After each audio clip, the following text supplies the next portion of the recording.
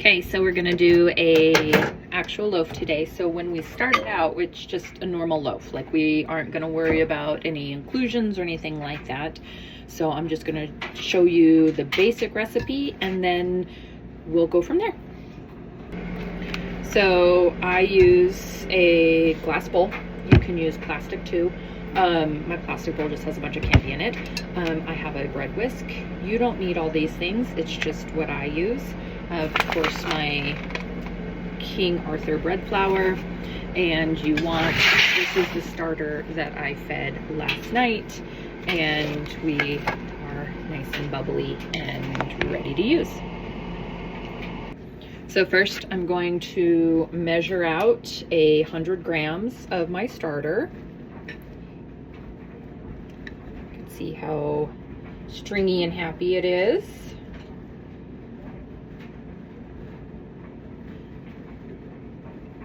A little too much, so I will pull some of that out.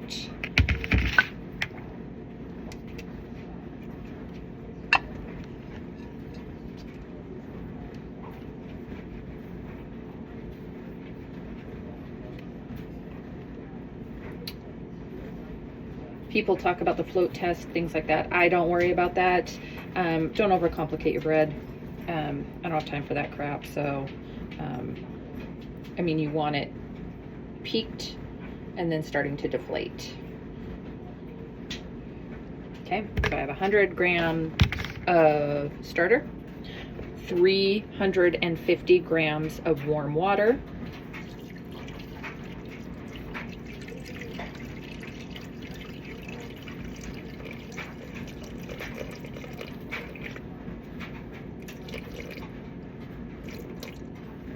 and then we're going to whisk that with our bread whisk.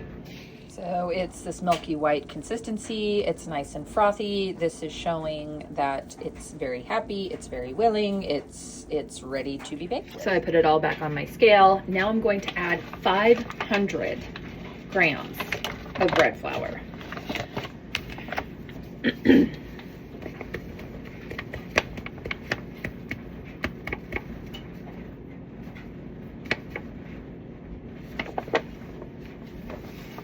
And then I'm gonna whisk that. So as you can see, oh my goodness, it's kind of hard to see because I can flip my camera around. It's this very kind of dry looking dough. Keep mixing. Don't stop until you get a nice kind of shaggy ball. So we are not going to add salt right now. We are going to wait. That will be after a half hour. So we're gonna let this, you can kind of see this kind of shaggy mess. We're gonna let it sit for half an hour on the counter. We're just gonna take a tea towel. We're gonna put it over the top like so. And we just set it off to the side and we're gonna leave it alone for a half hour. Then we're gonna come back, add 25 more grams of water and 10 grams of salt. So it's been a half an hour. We're going to put our 10 grams of salt. I use sea salt. You can use whatever salt you want. Our dough looks like so currently.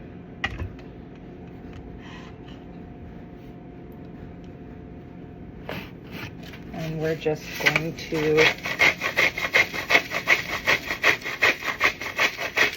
put our 10 grams in. Once that is in, I'm going to take it off my scale and I'm just going to dimple it into my dough just by using my fingers and pushing it down in there. And then I'm going to add my additional 25 grams of water. I did not reheat this. It's the same water I used earlier.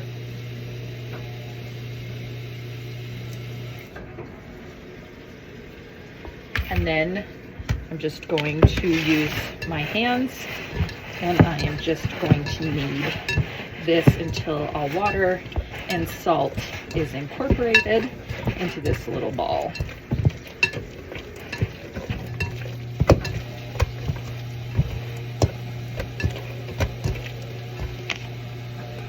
My ball felt a little slimy, so I just dusted it with a tiny bit of flour, not too much. You don't want to get into that cycle. So now I just sit here and do this. It is slightly sticky, that's okay, but you just really want to work all that in, like so. And then we are just keep kneading that. You want to knead for about 3 minutes or so until you feel that you've got it all incorporated in your dough. And then once we are done with that, we're going to put our towel back over the top and we're going to let it sit for another 30 minutes. Since it's been a half hour, we're going to perform our first set of stretch and folds. So this helps create gluten in the bread, so it gives the bread structure. So you may have to get your hand a little damp so the dough doesn't stick. It just kind of depends on your dough. But what you're going to do is you're going to reach on the side here, you're going to reach up and fold over. Turn, quarter turn, reach under, pull up, over. Quarter turn, and we'll hold it up here so we can reach up, fold over. Quarter turn, reach up, and you don't want to tear your dough, so just pull until you get resistance. And then